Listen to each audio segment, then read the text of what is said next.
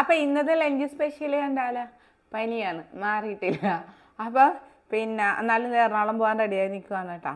ഓട്ടത്തിനൊരു കുറവില്ല. എൻ്റെ lunch special കണ്ട് എൻ്റെ കൂടെ കൂടിയവരും അതുപോലെ തന്നെ ഡയറ്റ് ചെയ്തവരും ഒരുപാട് പേരുണ്ട്. ഇങ്ങനെയൊക്കെ കഴിച്ചുകൊണ്ട് ചെയ്യാം.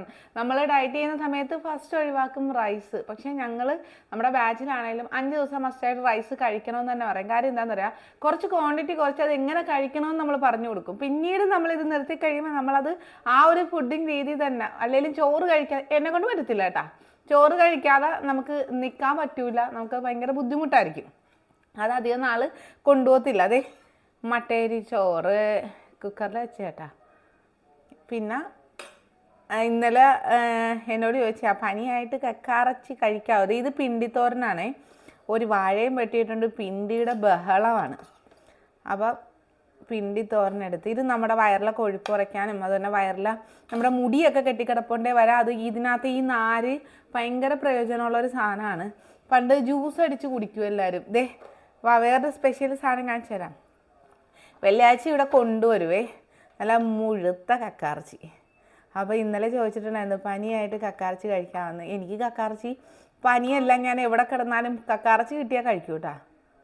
അപ്പോൾ അതെടുത്തിട്ടുണ്ട്. പിന്നെ രാവിലെ തന്നെ നമ്മുടെ ഇവിടുത്തെ മാവിൽ നിന്ന് പൊട്ടിച്ചെടുത്ത കണ്ണിമാങ്ങ ആണേ. അത് ചെറുതായിട്ട് ഈ മാങ്ങാണ്ടിയൊന്നും വന്നിട്ടില്ല, ആ പരുവത്തിലുള്ള മാങ്ങ ഇല്ലേ, ചെറുതായിട്ട് അരിഞ്ഞ് അധികമൊന്നും ഉപ്പ് എണ്ണയൊന്നും ചേർക്കാതെ ഇട്ട അച്ചാറ്, പിന്നെ കുറച്ച് രാവിലത്തെ സാമ്പാർ. അപ്പോൾ ഇന്നത്തെ തട്ടിക്കൂട്ട് കറികൾ ഇങ്ങനെയാണേ.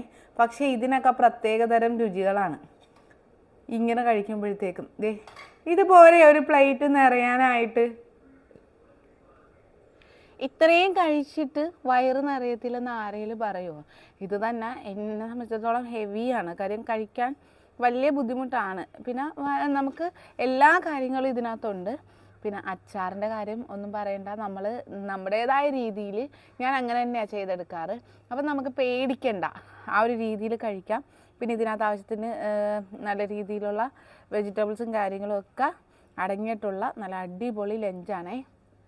പണ്ടൊക്കെ 3-4 നേരം സാമ്പാറൊക്കെ കിട്ടിയാൽ ഭയങ്കര ഇഷ്ടമായിരുന്നു സാമ്പാറും ചോറും ഒക്കെ കഴിക്കാൻ.